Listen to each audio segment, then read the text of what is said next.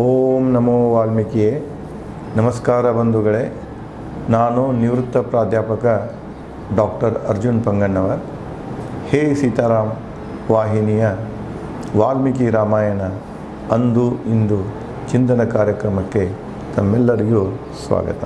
ತಮಗೆ ನಾನು ಹಿಂದಿನ ಸಂಚಿಕೆ ಅಂದರೆ ಸಂಚಿಕೆ 138ರಲ್ಲಿ ಶೋಕತಪ್ತನಾದ ದಶರಥನ ಸ್ಥಿತಿಗತಿ ಬಗ್ಗೆ, ಅವನ ನುಡಿಗಳ ಬಗ್ಗೆ ತಮ್ಮೊಂದಿಗೆ ವಿಚಾರವನ್ನು ಹಂಚಿಕೊಂಡೇನೆ.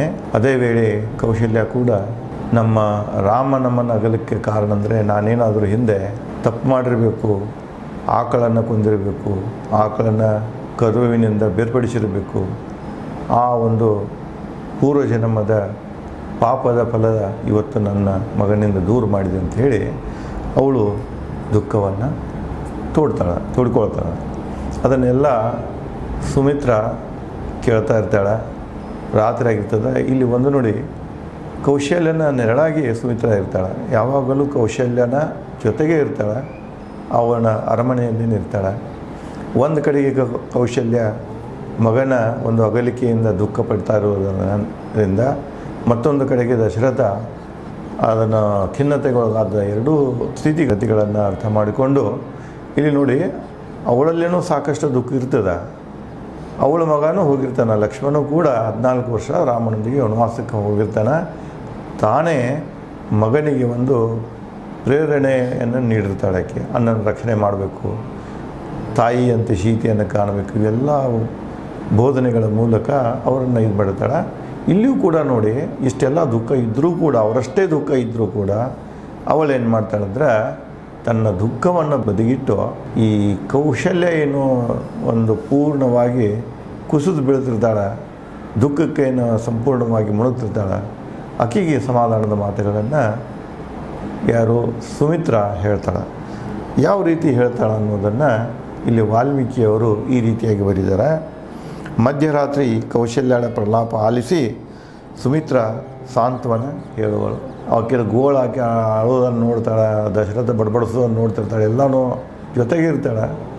ಆಕೆ ನೋಡಿದಕ್ಕೆ ಅವರಿಗೆ ಸಮಾಧಾನದ ಮಾತುಗಳನ್ನು ಹೇಳಲಿಕ್ಕೆ ಹೀಗೆ ಶುರು ಮಾಡ್ತಾಳೆ.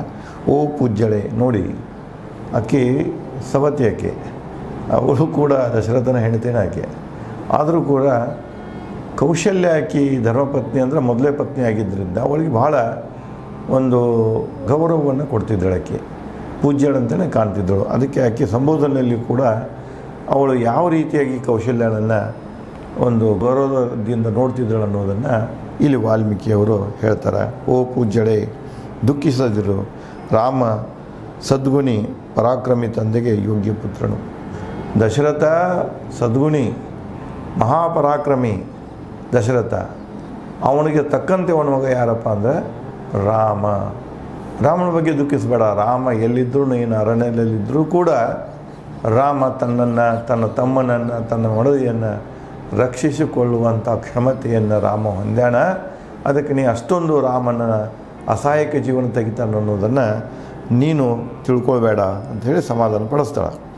ಅಣ್ಣನ ಸೇವೆಯಲ್ಲಿ ಯಾವುದೇ ಕೊರತೆ ಮಾಡೋನು ಲಕ್ಷ್ಮಣ. ನನ್ನ ಮಗ ಲಕ್ಷ್ಮಣನಿಗೆ ಎಲ್ಲ ಹೇಳೇ ನಾನು, ನನ್ನ ಮಗ ಲಕ್ಷ್ಮಣ ರಾಮನಿಗೆ ಆಗಲಿ ಸೀತೆಗೆ ಆಗಲಿ ಯಾವುದೇ ಅನಾನುಕೂಲತೆ ಆಗದಂಗೆ ನೋಡ್ತಾನೆ, ಅವ್ರ ರಕ್ಷಣೆಗೆ ನಿಲ್ತಾನೆ. ಅಣ್ಣನಿಗೆ ಸದಾ ನಂಬಿಕೆ ವಿಧೇಯದಿಂದಿರುವನು. ಇದು ಭಾಳ ಮುಖ್ಯ.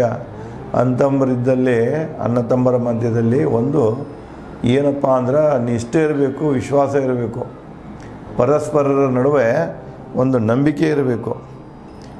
ನಂಬಿಕೆ ಇರಲಿಲ್ಲಂದ್ರೆ ಏನೂ ಇಲ್ಲ. ನಂಬಿಕೆನೇ ಬಹಳ ಮುಖ್ಯ ಬದುಕಿನಲ್ಲಿ. ಅದಕ್ಕೆ ಇಲ್ಲಿ ಏನು ಇರಬೇಕಪ್ಪ ಅಂದ್ರೆ, ಅಣ್ಣನಲ್ಲಿ ಲಕ್ಷ್ಮಣನ ನಂಬಿಕೆ ಇರಬೇಕು ಮತ್ತು ವಿಧೇಯಕತೆ ಇರಬೇಕು, ನಮ್ರನಾಗಿರಬೇಕು. ಅಣ್ಣನಿಗೆ, ಹಿರಿಯ ಅಣ್ಣನಿಗೆ ನಮ್ರನಾಗಿರಬೇಕು. ಇದನ್ನು ಹೇಳಿ ಕಳಿಸೇನ ಅವನಿಗೆ. ರಾಮನನ್ನು ತಂದೆ ರೂಪದಲ್ಲಿ, ಸೀತೆಯನ್ನು ತಾಯಿ ರೂಪದಲ್ಲಿ ಕಾಣ್ತಾನೆ. ಅವ್ರ ರಕ್ಷಣೆ ಮಾಡ್ತಾನೆ. ಅವ್ರಿಗೆ ತೊಂದರೆ ಆಗದಂಗೆ ನೋಡ್ಕೊಳ್ತಾನೆ. ನನ್ನ ಮಗ, ನೀ ಅದನ್ನು ಭಾಳ ಇದನ್ನು ಮನಸ್ಸಿಗೆ ಹಚ್ಕೊಳ್ಬೇಡವ, ದುಃಖಿಸ್ಬೇಡಕ್ಕೆ ಹೋಗಬೇಡ, ನನ್ನ ಮಗ ಇದ್ದಾನೆ ಅವ್ರ ಜೊತೆಗೆ ಅಂತ ಹೇಳಿ ಸಮಾಧಾನದ ಮಾತುಗಳನ್ನು ಹೇಳ್ತಾನೆ. ಸೀತೆ ಸುಖ ಜೀವನದಲ್ಲಿ ಬೆಳೆದರೂ ಕಷ್ಟ ಸಹಿಸಿಕೊಳ್ಳುವ ಸದ್ಗುಣಿ. ಮತ್ತು ನೋಡಿ, ಅಲ್ಲೊಂದು ಸೀತೆ ಎಂಥದೋ ಸುಖ ಸಂಪತ್ತಿನಲ್ಲಿ ಬೆಳೆದರೂ ಕೂಡ ಸೀತೆಯಲ್ಲಿ ಒಂದು ಒಳ್ಳೆಯ ಗುಣ ಇದೆ. ಅವಳು ಸದ್ಗುಣಿ. ಗಂಡನ ಜೊತೆಯಲ್ಲಿ ನೆರಳಾಗಿರ್ತಾಳೆ ಆಕೆ. ಗಂಡನಿಗೆ ಬರುವಂಥ ಕಷ್ಟಗಳಲ್ಲಿ ಭಾಗಿಯಾಗ್ತಾಳೆ, ಸುಖಗಳಲ್ಲಿ ಭಾಗಿಯಾಗ್ತಾಳೆ. ಸೀತೆ ಬಗ್ಗೆನೂ ನೀನು ಬಹಳ ಮನಸ್ಸಿಗೆ ನೋವು ಮಾಡ್ಕೊಳಕ್ಕೆ ಹೋಗಬೇಡ. ರಾಮನಿಗೆ ಸದಾ ನಿಷ್ಠೆಯಿಂದಿರುವಳು. ಅಲ್ಲಿ ಹಿಂದೆ ಹೇಳಿರ್ತಾಳೆ, ಹೆಣ್ಣು ಅಂದರೆ ಚಂಚಲೆ, ಅದರಲ್ಲಿ ಯುವತಿಯರು ಅಂದರೆ ಮಹಾ ಚಂಚಲೆ ಇರೋರು. ಯಾವ ಬೆಳೆದಾಗ ಮನಸ್ಸು ಬದಲಾಗ್ತಿದೆ ಹೇಳಕ್ಕೆ ಬರೋದಿಲ್ಲ.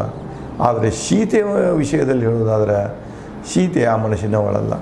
ಇವತ್ತು ನೋಡ್ತಿರ್ತೇವೆ ನಾವೆಲ್ಲ, ಮದುವೆ ಆಗೋ ಪೂರ್ವದಲ್ಲಿ, ಮದುವೆ ಆದ ನಂತರನೂ ಸಾಮಾನ್ಯವಾಗಿ ಯುವತಿಯರಲ್ಲಿ ಯುವಕರಲ್ಲಿ ಇಂಥವೆಲ್ಲ ಕಾಣಿಸ್ತಿರ್ತಾವೆ. ಚಂಚಲ ಮನಸ್ಸ ಕಾರಣ ಅದಕ್ಕೆ ಮನಸ್ಸಿನ ಮೇಲೆ ನಿಯಂತ್ರಣ ಇರಬೇಕು. ಇವತ್ತಿನ ಸಂದರ್ಭದಲ್ಲಿ ಅದು ಭಾಳ ಮುಖ್ಯ ಇದೆ. ನಾವೆಲ್ಲ ನೋಡ್ತಾ ಇರ್ತೇವೆ, ಒಂದು ಕ್ಷಣದಲ್ಲೇ ಆಕರ್ಷಣೆಯಿಂದ ಮದುವೆ ಆಗ್ತಾರೆ, ನೆಕ್ಸ್ಟ್ ಒಂದು 2-3 ತಿಂಗಳು ಆಗಿಬಿಡ್ತಾರೆ, ಡೈವರ್ಸಿಗೆ ನಿಂತು ಬಿಡ್ತಾರೆ. ಆ ಹುಟ್ಟಿದಂಥ ಮಕ್ಕಳ ಭವಿಷ್ಯದ ಬಗ್ಗೆನೂ ವಿಚಾರ ಮಾಡೋದಿಲ್ಲ. ತಮ್ಮ ಬದುಕನ್ನು ನೋಡ್ಕೊತ, ಬದುಕಂದ್ರೆ ಅದು ವೆಲ್ ಡಿಫೈನ್ಡ್ ಲೈಫನ್ನು ಅಲ್ಲದು. ಇವತ್ತು ಏನು ಕಾಣ್ತೈತೆ, ಎಷ್ಟು ದುಡ್ಡು ಬಂತು, ಇವತ್ತೇನು ಮಜಾ ಮಾಡ್ಕೊತ ಅಡ್ಡಾಡ್ತೀವಿ, ಅದೇ ಬದುಕಂತ ಭಾಳಷ್ಟು ಯುವತಿಯಲ್ಲಿ ಈ ಒಂದು ಕಲ್ಪನೆ ಇವತ್ತಿಗೆ ಬೆಳೀತಾ ಇದೆ. ಸಾಮಾಜಿಕ ಅವರ ಯುವತಿಯರ ಸಾಮಾಜಿಕ ಮಾನಸಿಕ ಸ್ಥಿತಿ ಇವತ್ತು ಬದಲಾಗ್ತಾ ಇರುವುದನ್ನು ನೋಡ್ತಾ ಇದ್ದೇವೆ. ಬದಲಾವಣೆ ಆಗಬೇಕು, ಅದು ಪೂರಕಿರಬೇಕು, ಅವನ ಬದುಕಿಗೆ ಒಳ್ಳೆಯದಿರಬೇಕು, ಸಮಾಜಕ್ಕೂ ಒಳ್ಳೆಯದಿರಬೇಕು, ಕುಟುಂಬ ಕಲ್ಪನೆ, ಕುಟುಂಬ ಮೌಲ್ಯಗಳನ್ನು ಕಾಪಾಡಿಕೊಂಡು ಹೋಗುವಂತಹ ಮಾರ್ಪಾಡಿರಬೇಕು. ಅದು ಬಿಟ್ಟುಕೊಂಡು ಇವು ಮೂರುದರ ಮೌಲ್ಯಗಳನ್ನು ಪತನಗೊಳಿಸುವಂಥ ಒಂದು ಮಾನಸಿಕ ಸ್ಥಿತಿ ಬೆಳೀತೆ ಅಂದರೆ ಅವರು ಸುಖವಾಗಿರುವುದಿಲ್ಲ, ಕುಟುಂಬಗಳು ಸುಖವಾಗಿರುವುದಿಲ್ಲ, ಅಷ್ಟೇ ಅಲ್ಲ ಸಮಾಜ ಸುಖವಾಗಿ ಉಳಿಯೋದಿಲ್ಲ. ಒಂದು ಪ್ರಕಾರದ ಸಾಮಾಜಿಕ ಅರಾಜಕತೆ ತಲೆದೋರ್ತಿದೆ. ಅದಕ್ಕೆ ಅವಳು ಹೇಳ್ತಾಳೆ, ಸೀತೆ ಸುಲಭವಾಗಿ ನೀ ಅಷ್ಟೊಂದು ಇದು ಮಾಡೋಕ್ಕೆ ಹೋಗಬೇಡ, ಎಲ್ಲರಂಗಿಲ್ಲ, ಸೀತೆ ಸದ್ಗುಣ ಇದ್ದಾಳೆ, ಗಂಡನಲ್ಲಿ ನಿಷ್ಠೆ ಇದೆ, ಸೀತೆ ಬಗ್ಗೆ ನೀನು ದುಃಖಿಸಬೇಡ. ರಾಮನ ಸದ್ಗುಣ ಕಂಡ ಸೂರ್ಯ ಪ್ರಕೃತಿ ಅವನ ದೇಹಕ್ಕೆ ತೊಂದರೆ ನೀಡುವ ನೋಡಿ. ನೀನು ಹೇಳ್ತೀಯ, ನನ್ನ ಮಗ ಅರಣ್ಯಕ್ಕೆ ಹೋದಂದ್ರೆ ಅಲ್ಲಿ ಪ್ರಾಣಿಗಳ ಮಧ್ಯದಲ್ಲಿ ಇರಬೇಕು, ತೊಂದರೆ ಆಗ್ತಿದೆ, ಗಿಡ ಬಂಡಿಗಳ ಮಧ್ಯದಲ್ಲಿ ಜೀವನ ತೆಗಿಬೇಕಂತ ಹೇಳ್ತಾ ಇದೆಯಾ. ಪ್ರಕೃತಿಗೆ ಗೊತ್ತಿದೆ ರಾಮ ಯಾರು ಅನ್ನೋದನ್ನು. ರಾಮನ ಸದ್ಗುಣದ ಬಗ್ಗೆ ಪ್ರಕೃತಿಗೆ ಗೊತ್ತಿದೆ. ಇದೊಂದು ವಿಶೇಷತೆ ಪ್ರಕೃತಿಯಲ್ಲಿ ಏನೆಂದರೆ, ರಾಮನಷ್ಟೇ ಅಲ್ಲ, ರಾಮನಂತಹ ಎಷ್ಟು ಜನ ಸಂತರಾಗ್ಯಾರ, ಒಳ್ಳೆಯ ಗುಣಗಳನ್ನು ಹೊಂದ್ಯಾರ, ಅವ್ರಿಗೆಲ್ಲರೂ ಪ್ರಕೃತಿ ತಾಯಿಯಾಗಿ ರಕ್ಷಣೆ ಕೊಡ್ತಿದೆ. ಪ್ರಕೃತಿಯಿಂದ ಅವ್ರಿಗೆ ಸಿಗ್ತಿದೆ ನೋಡಿ. ಒಂದೊಂದು ಸ್ಟೇಟ್ಮೆಂಟ್ ಇವೆ, ಶರಣರ ಇದನ್ನು ಅವ್ರು ಯಾವ ರೀತಿ ಇದ್ರು ಅನ್ನೋದನ್ನು ಅವರ ಮರಣದಾಗ ನೋಡಬೇಕು. ನಿಜವಾದ ಶರಣ ಇದ್ದ, ನಿಜವಾದ ವ್ಯಕ್ತಿ ಇದ್ದ, ಒಳ್ಳೆಯ ವ್ಯಕ್ತಿ ಇದ್ದಂದ್ರೆ ಪ್ರಕೃತಿ ಕೂಡ ಏನು ಮಾಡಿದೆ, ಸ್ಪಂದಿಸಿದೆ. ನಾನು ಭಾಳಷ್ಟು ಕೆಲವೊಂದು ಮಠದ ಸ್ವಾಮಿಗಳು ತೀರ್ಕೊಂಡಾಗ, ಸಮಾಜದಲ್ಲಿ ಒಳ್ಳೆಯ ಹಿರಿಯರು ವ್ಯಕ್ತಿಗಳು ತೀರ್ಕೊಂಡಾಗ ನಿಸರ್ಗದಲ್ಲಿ ಒಂದು ಪ್ರಕಾರ ಬದಲಾವಣೆ ಕಂಡೆವು. ಸಂಪೂರ್ಣ ಗ್ಲೂಮಿ ಇರ್ತೈತೆ ಅಂದ, ಇಲ್ಲಂದ್ರೆ ಸಂತೋಷದ ಬಾಷ್ಪಗಳ ಸೂರ್ಯ ಬೆಳೀತಿರ್ತಾನೆ, ಮಾಡ ನೀರು ಸುರಿಸ್ತಿರ್ತದೆ. ಸಂತೋಷದ ಕಣ್ಣೀರಂದ್ರೆ ಸತ್ಪುರುಷರನ್ನು ಪ್ರಕೃತಿ ಸಹಿತ ಸ್ವಾಗತ ಮಾಡಲಿಕ್ಕೆ ನಿಲ್ತಿದೆ ಅನ್ನುವಂಗ. ಇವು ಬಹುತೇಕ ಎಲ್ಲರ ಜೀವನದಲ್ಲಿ ಸೂಕ್ಷ್ಮವಾಗಿ ಗಮನಿಸಿದಾಗ ಇಂಥವು ಅನುಭವಕ್ಕೆ ಬರ್ತಾ ಇರ್ತಾವೆ. ಪ್ರಕೃತಿ, ಯಾಕಂದ್ರೆ ನಾವು ಪ್ರಕೃತಿ ಮಕ್ಕಳು. ಅದಕ್ಕೆ ಗಾಂಧಿಯವರು ಹೇಳ್ತಿದ್ರು, ಏನಂತಿದ್ದಂದ್ರೆ ನಾವೆಲ್ಲನೂ ಪ್ರಕೃತಿಯ ಮಕ್ಕಳು, ನಾವೆಲ್ಲ ಒಂದೇ ಆತ್ಮದ ವಿಭಿನ್ನ ಅಣುಗಳು ನಾವೆಲ್ಲ. ಅದಕ್ಕೆ ನಾವು ಪ್ರಕೃತಿಯೊಂದಿಗೆ ಜೀವಿಸಲಿಕ್ಕೆ ಕಲಿಬೇಕು, ಪ್ರಕೃತಿಯ ವಿರುದ್ಧ ಜೀವಿಸಲಿಕ್ಕೆ ಕಲಿಬಾರ್ದು. ಇವತ್ತಿನ ಸ್ಥಿತಿ ಏನಾಗಿದೆ ಅಂದರೆ ಪ್ರಕೃತಿಯನ್ನು ಹಾಳು ಮಾಡ್ತಾ ಹೊಂಟೇವೆ.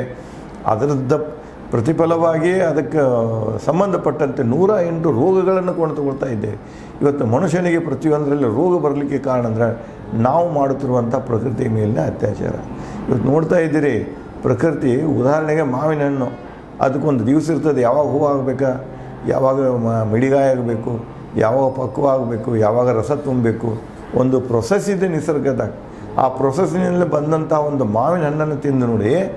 ಈಗೆಲ್ಲ ಮಾಡ್ತಾ ಇದ್ದಾರೆ ನೋಡ್ರಿ, ಇಂಜೆಕ್ಷನ್ ಮಾಡ್ತಾರೆ, ಅವು 45 ದಿವಸಕ್ಕೆ ಬರೋದು 15 ದಿವಸನೇ ಬರೋಂಗೆ ಮಾಡ್ತಾರೆ, ಕೆಮಿಕಲ್ಸ್ ಹಾಕಿ ಬೇಗ ಹಣ್ಣು ಆಗೋಂಗೆ ಮಾಡ್ತಾರೆ. ಇವತ್ತು ಏನಿದೆಯಲ್ಲ, ಎಲ್ಲ ಹಣ್ಣು ಹಂಪಲ ಆಯಿತು, ಕಾಯಿ ಪಲ್ಯ ಆಯಿತು, ನಮ್ಮ ಧಾನ್ಯಗಳಾಯಿತು, ಇವೆಲ್ಲನೂ ಇವತ್ತು ಏನು ಮಾಡ್ತಾ ಇದ್ದಾನೆ ಮನುಷ್ಯ, ಹಣದ ಒಂದು ಲಾಭಕ್ಕಾಗಿ ಪ್ರಕೃತಿ ವಿರುದ್ಧ ಅದನ್ನು ಈಸ್ತಾ ಇದ್ದಾನೆ, ಅವನ್ನೆಲ್ಲನೂ ಹಾಳು ಮಾಡ್ತಾ ಇದ್ದಾನೆ. ಇದರ ಅರ್ಥ ಇಷ್ಟೆಲ್ಲ ಮನುಷ್ಯ ತನ್ನ ಗೋರಿಯನ್ನು ತಾನು ತುಡ್ಕೊಳ್ತಾ ಇದ್ದಾನೆ. ಇವತ್ತು ಇಲ್ಲಿ ತನಕ ನಾವು ಬರೀ ಪೊಲ್ಯೂಷನ್ ಸಲುವಾಗಿ air pollution, water pollution, land pollution ಬಗ್ಗೆ ಮಾತಾಡ್ತಿದ್ದೇವೆ. ಇವತ್ತು ಫುಡ್ ಪೊಲ್ಯೂಷನ್ ಆಗ್ತಾಯಿದೆ, ಫುಡ್ ಕಂಪ್ಲೀಟ್ ಪಾಯ್ಸನ್ ಆಗ್ತಾಯಿದೆ ನಮಗೆ. ಅದು ನಾವು ಮಾಡಿಕೊಂಡಂಥದ್ದು. ಅದಕ್ಕೆ ನಾವು ಪ್ರಕೃತಿ ಹೇಗೆ ಮನುಷ್ಯ ಅಂದರೆ ನಾವೆಲ್ಲ ಪ್ರಕೃತಿಯಿಂದ ಹುಟ್ಟಿದವ್ರು. ನಾವು ಪ್ರಕೃತಿ ಗೊತ್ತಿದೆ ನಮ್ಮನ್ನು ಹೆಂಗೆ ಜೋಪಾನ ಮಾಡಬೇಕಂತ. ಋತುಕ್ಕೆ ಅನುಗುಣವಾಗಿ ನಮಗೆ ಆಹಾರಗಳನ್ನು ಕೊಡ್ತಿದೆ ಅದು. ನಾವು ಅದನ್ನು ಬಿಟ್ಟುಬಿಟ್ಟೇವೆ, ಯಾವ ಋತು ಇಲ್ಲದನ್ನು ತಿನ್ಕೊಂತ ಹೊಂಟೇವೆ. ಅದಕ್ಕೆ ನಮ್ಮ ಶರೀರ ಕೂಡ ಏನಾಗ್ತಾ ಇದೆ ಅಂದರೆ ಇಲ್ಲಿ ಆರೋಗ್ಯವನ್ನು ಕಳ್ಕೊಳ್ತಾ ಇದೆ. ಅದಕ್ಕೆ ಅಲ್ಲಿ ಹೇಳ್ತಾಳೆ, ನೀನು ದುಃಖಿಸಕ್ಕೆ ಹೋಗಬೇಡವ. ರಾಮನ ಗುಣ ಈ ಪ್ರಕೃತಿಯೂ ಗೊತ್ತಿದೆ. ಪ್ರಕೃತಿ ಕೂಡ ರಾಮ ಲಕ್ಷ್ಮಣ ಸೀತೆಯನ್ನು ಕಾಪಾಡಿಕೊಂಡ ಹೋಗ್ತವ. ರಾಮನ ಸೇವೆಯಲ್ಲಿ ಸದಾ ಇರುವ ಯಾವುದರ ಅರಣ್ಯದಲ್ಲಿ ಬೀಸುವ ಮಂದ ಬಿಸಿ ತಂಗಾಳಿ ರಾಮನ ಸೇವೆಗೆ ಸದಾ. ಬ್ಯಾಸಿಗಾಲಿದ್ದರೂ ಕೂಡ ಸೂರ್ಯ ಎಷ್ಟೇ ಒಂದು ತಾಪಮಾನದಿಂದ ಹೊಡೆದರೂ ಕೂಡ ಬಿಟ್ಟರೂ ಕೂಡ ಆ ತಾಪಮಾನ ಅದು ಈ 3 ಜನರಿಗೆ ಅನಿಸೋದಿಲ್ಲ. ಎಷ್ಟೇ ಬಿರುಗಾಳಿ ಬಂದರೂ ಇವನಿಗೆ ಏನೂ ತೊಂದರೆ ಆಗೋದಿಲ್ಲ. ಇವರಿಗೆ ಅನುಕೂಲಕರವಾದಂಥ ವಾತಾವರಣವನ್ನು ಪ್ರಕೃತಿ ಕೂಡ ಕೊಡ್ತಿದೆ ಅನ್ನುವಂಥ ಸಮಾಧಾನದ ಮಾತನ್ನು ಹೇಳ್ತಾಳೆ. ರಾತ್ರಿಯಲ್ಲಿ ಚಂದ್ರ ತಂದೆಯಂತೆ ರಾಮನನ್ನು ಅಪ್ಪಿಕೊಳ್ಳುವನು. ರಾತ್ರಿ ಮಲ್ಕೊಂಡು ಬಿಡ್ತಾರೆ. ಮಲ್ಕೊಂಡಾಗ ಚಂದ್ರ ಇರ್ತಾನೆ. ಆ ಚಂದ್ರನ ತಂದೆ ಹೇಗೆ ಮಗನನ್ನು ರಕ್ಷಣೆ ಮಾಡ್ತಿರ್ತಾನೆ, ಸಣ್ಣ ಮಗು ಇದ್ದಾಗ ತಂದೆ ಹೆಂಗೆ ನೋಡ್ತಿರ್ತಾನೆ, ಆ ಪ್ರಕಾರ ತಂದೆಯ ಸ್ಥಾನವನ್ನು ಚಂದ್ರ ಹೊಂತಾನೆ. ಇಡೀ ರಾತ್ರಿನೂ ಈ 3 ಜನರನ್ನು ಕಾಯ್ತಾರೆ. ಚಂದ್ರ ಕಾಯ್ತಾನೆ, ಚಂದ್ರ ರಕ್ಷಣೆ ಕೊಡ್ತಾನೆ ಅಂತ ಹೇಳ್ತಾಳೆ. ಸಾಂಬರಾಸುರ ಪುತ್ರ ಸುಬಾಹು ಕೊಂದ ರಾಮನಿಗೆ ವಿಶ್ವಾಮಿತ್ರದ ಅಸ್ತ್ರಗಳು ಲಭಿಸಿರುವವು. ರಾಮನ ಸುರಕ್ಷಿತನು. ಇನ್ನೊಂದು ಅವ್ರ ಕಡೆ ಇಂಥ ಅಸ್ತ್ರ ಅದಾವಲ್ಲ, ಇಲ್ಲಿ ವಿಶ್ವಾಮಿತ್ರ ಕೊಟ್ಟಿದ್ದಾನೆ. ಯಾವಾಗ ಕೊಟ್ಟಿದ್ದಾನಂದರೆ ಅವನು ಇದು ಯಜ್ಞದ ರಕ್ಷಣೆಗಾಗಿ ಏನು ಬಾಲಕಾಂಡದಲ್ಲಿ ಬರ್ತಿದೆ, ಹೋದಾಗ ಅಲ್ಲಿ ಮಾರೀಚ, ತಾಟಕ ಮತ್ತು ಸುಬಾಹು 3 ಜನರನ್ನು ರಾಮ ಏನು ಮಾಡ್ತಾನೆ, ಹೊಡಿತಾನೆ. ಅದ್ರಾಗ ಮಾರೀಚ ಉಳ್ಕೊಳ್ತಾನೆ, ಇವರಿಬ್ಬರು ಸಾಯ್ತಾನೆ. ಅದಕ್ಕೆ ಅಂಥ ರಾಕ್ಷಸರನ್ನು, ಕ್ರೂರ ರಾಕ್ಷಸರನ್ನು ಕೊಂದಂಥ ಅಸ್ತ್ರಗಳು, ವಿಶ್ವಾಮಿತ್ರ ನೀಡಿದಂಥ ಅಸ್ತ್ರಗಳು ಇವ್ರ ಬಳಿ ಇವೆ. ಇವರು ಯಾವಾಗಲೂ ಸುರಕ್ಷಿತ. ಅದಕ್ಕೆ ನೀ ದುಃಖಿಸಬೇಡ ಅಂತ ಹೇಳ್ತಾಳೆ. ಗುರಿ ತಪ್ಪದೆ ಶತ್ರುವನ್ನು ಹೊಡೆದುರುಳಿಸುವ ರಾಮನ ಬಾಣ ಭೂಮಿಯನ್ನು ನಿಯಂತ್ರಿಸಬಲ್ಲ. ರಾಮನ ಬಾಣದಲ್ಲಿ ಇಂಥ ಒಂದು ಶಕ್ತಿ ಇದೆ. ಇಡೀ ಭೂಮಿಯನ್ನು ನಿಯಂತ್ರಿಸುವಂಥ ಶಕ್ತಿ ರಾಮನ ಬಾಣದಲ್ಲಿದೆ. 14 ವರ್ಷ ವನವಾಸ ಮುಗಿಯುತ್ತಲೇ ರಾಮ ಅಯೋಧ್ಯವನ್ನು ಹಿಂಪಡೆಯುವನು ಹೇಳ್ತಾನೆ. 14 ವರ್ಷ ಮುಗಿಬಿಡಿದ ರಾಮ ಬರ್ತಾನೆ. ತನ್ನದೇನು ಹಕ್ಕದಲ್ಲ ಅದನ್ನು ಚಲಾಯಿಸಿಕೊಂಡು ಈ ಅಯೋಧ್ಯವನ್ನು ತನ್ನ ಕಬ್ಜೆಯಲ್ಲಿ ತಗೊಳ್ತಾನೆ. ನೀ ದುಃಖಿಸಕ್ಕೆ ಹೋಗಬೇಡ ಅಂತ ಹೇಳ್ತಾನೆ. ಸೂರ್ಯನಷ್ಟು ತೇಜಸ್ವಿ, ಬೆಂಕಿಯ ಬೆಂಕಿ, ನಿಯಮಗಳ ನಿಯಮ, ಮಹಾಪರಾಕ್ರಮಿ ರಾಮನಿಗೆ ಅರಣ್ಯ ಅಯೋಧ್ಯ ಒಂದೇ.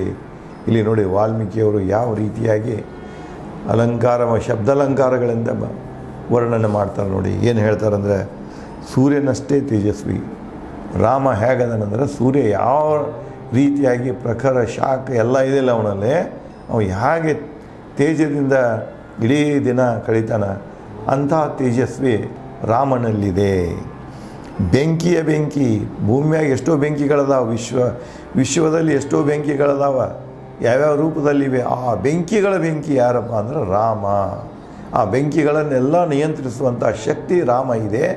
ಹೆಂಗೆ ನಾವು ಕಿಂಗ್ ಆಫ್ ಕಿಂಗ್ಸ್ ಅಂತೀವಲ್ಲ, ರಾಜರ ರಾಜ ಅಂತೀವಲ್ಲ, ಹಂಗೆ ವಿಶ್ವದಲ್ಲಿ ಎಷ್ಟು ಬೆಂಕಿಗಳಿವೆ, ಎಷ್ಟು ಅನಾಹುತಗಳಿವೆ, ಆ ಬೆಂಕಿಗಳ ಬೆಂಕಿ ಯಾರಪ್ಪ ಅಂದ್ರೆ ರಾಮ ಅಂತ ಹೇಳ್ತಾನೆ.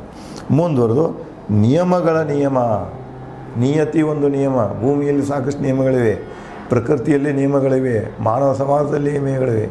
ಈ ಎಲ್ಲ ನಿಯಮಗಳಿಗೆ ನಿಯಮ ಅಂದರೆ ಮಹಾನಿಯಮ. ಇಲ್ಲಿ ನಮ್ಮಲ್ಲಿ ಉದಾಹರಣೆಗೆ ಹೇಳ್ತೇನೆ, ಇವತ್ತು ಭಾರತ ಸರ್ಕಾರ ಹಲವಾರು ಕಾನೂನುಗಳನ್ನು ಮಾಡಿದೆ, ರೂಲ್ಸ್ಗಳನ್ನು ಮಾಡಿದೆ, ನಿಯಮಗಳನ್ನು ಮಾಡಿದೆ, ಸರ್ಕ್ಯುಲರ್ಗಳನ್ನು ಮಾಡಿದೆ. ಇವೆಲ್ಲಕ್ಕಿಂತನೂ ಇವುಗಳ ರಾಜ ಯಾರಪ್ಪ ಅಂದ್ರೆ ಸಂವಿಧಾನ ಕಿಂಗ್ ಆಫ್ ಕಿಂಗ್ಸ್ ಅಂತ ಕರಿತೀವಿ. ಅದೇ ಧರ್ಮಸೂತ್ರ. ಅದಕ್ಕೆ ಅಲ್ಲಿ ಹೇಳ್ತಾನೆ ರಾಮ ಅಂದ್ರೆ ಈ ನಿಯಮಗಳನ್ನು ಸಹಿತ ನಿಯಂತ್ರಿಸುವಂಥ ಶಕ್ತಿಯನ್ನು ರಾಮ ಹೊಂದಾನೆ. ನೀನು ದುಃಖ ಪಡಬೇಡ. ರಾಮನಿಗೆ ಅರಣ್ಯವೂ ಒಂದೇ ಮತ್ತು ಅಯೋಧ್ಯದ ಹೆಂಗಿದ್ದ ಅದೇ ರೀತಿಯಾಗಿ ರಾಮ ಅರಣ್ಯದಲ್ಲಿ ತೆಗಿತಾನೆ. ಖಡ್ಗ ಬಾಣ ಹಿಡಿದ ರಾಮ ಲಕ್ಷ್ಮಣ ಮುಂದೆ ಸಾಗುವ ಭಯಬೇಕೆ ರಾಣಿ. ನನ್ನ ಮಗ ಲಕ್ಷ್ಮಣ ಖಡ್ಗ ಹಿಡಿದು ರಾಮನ ಮುಂದೆ ಹೋಗ್ತಾನೆ. ಮುಂದೆ ಬಂದದ್ದನ್ನೆಲ್ಲ ಎದುರಿಸುವಂಥ ನನ್ನ ಮಗ ಅಲ್ಲಿ ಅವನ ಬಳಿ ಇದ್ದಾಗ ನೀ ಯಾಕೆ ದುಃಖ ಮಾಡ್ತಾ ಇದೆಯೋ? ಓ ಕೌಶಲ್ಯ, ಅಳಬೇಡ, ನಾ ಸತ್ಯ ನುಡಿಯುತ್ತಿರುವೆ. ರಾಮ ಪುನಃ ಉದಯಿಸುವನು ಚಂದ್ರನಂತೆ ಬಂದು ನಿನ್ನ ಪಾದಕ್ಕೆ 14 ವರ್ಷ ಆದ ನಂತರ ಪುನಃ ಬಂದು ನಿನಗೆ ಪಾದಕ್ಕೆ ನಮಸ್ಕಾರ ಮಾಡಿಕೊಂಡು ಅಯೋಧ್ಯೆಗೆ ಬರ್ತಾನೆ. ನೀ ದುಃಖಿಸಕ್ಕೆ ಹೋಗಬೇಡ. ರಾಮನ ಅಗಲಿಕೆ ದುಃಖದಲ್ಲಿದ್ದವರನ್ನು ಸಂತೈಸುವ ಬದಲು ನೀನೇಕೆ ದುಃಖಿಸುತ್ತಿರುವೆ? ನೀ ರಾಣಿಯಾಗಿ ನಿನ್ನಲ್ಲಿ ಸಾಕಷ್ಟು ಎಲ್ಲ ದುಃಖಗಳನ್ನು ಸಹಿಸುವಂಥ ನಿನ್ನಲ್ಲಿ ತಾಳ್ಮೆ ಇದೆ. ಅಂತಹ ಒಂದು ಹೆಣ್ಮಗಳು ಇಲ್ಲಿ ಎಲ್ಲರೂ ರಾಮನ ಕಳ್ಕೊಂಡು ಅಳೋರಿಗೆ ನೀನ ಸಮಾಧಾನ ಹಿಡಿದ್ಬಿಟ್ಟು ನೀನು ಅಳ್ತಾ ಇದೆಯಲ್ಲವಾ, ಇದೆಂಥದ್ದು ನಿಂದು ಅಂತ ಹೇಳ್ತಾಳೆ. ಸುಮಿತ್ರಾಳ ಸಾಂತ್ವನದ ಮಾತು ಕೇಳಿ ಶರದ್ ಋತುವಿನ ಮೋಡ ಕರಗಿದಂತೆ ಕೌಶಲ್ಯಳ ದುಃಖ ಕರಗಿತ್ತು. ನೋಡಿ, ಕೌಶಲ್ಯಕ್ಕೆ ಮಾತು ಕೇಳಿ ಆನಂದ ಅನ್ನಿಸ್ತಿದೆ, ದುಃಖ ಕರಗಿ ಹೋಗ್ತಿದೆ. ಆ ದುಃಖ ಕರುವುದನ್ನು ಶರದ್ ಋತುವಿನ ಮೋಡಕ್ಕೆ ವಾಲ್ಮೀಕಿಗಳು ನೋಡಿ. ಶರದ್ ಋತುವಿನ ಮೋಡಕ್ಕೂ ವರ್ಷಾ ಋತುವಿನ ಮೋಡಕ್ಕೂ ಸಾಕಷ್ಟು ವ್ಯತ್ಯಾಸಗಳಿವೆ. ಅದನ್ನು ಅನುಭವಿಸಿದವ್ರಿಗೆ ಗೊತ್ತಾಗ್ತಿದೆ. ಇನ್ನು ಮುಂದೆ ರಾಮನಿಂದ ಬೆನ್ನತ್ಕೊಂಡು ನಾಗರಿಕರು ಹೊಂಟಿರ್ತಾರೆ. ಆ ನಾಗರಿಕರ ಮನವನ್ನು ಹೆಂಗೆ ಒಲಿಸ್ತಾನೆ, ಅಲ್ಲಿ ಏನು ನಡೀತಿದೆ ಅನ್ನೋದನ್ನು, ಆ ವಿಚಾರಗಳನ್ನು ನಾನು ತಮಗೆ ಮುಂದಿನ ಸಂಚಿಕೆಯಲ್ಲಿ ಹಂಚಿಕೊಳ್ಳುತ್ತೇನೆ. ಧನ್ಯವಾದಗಳು.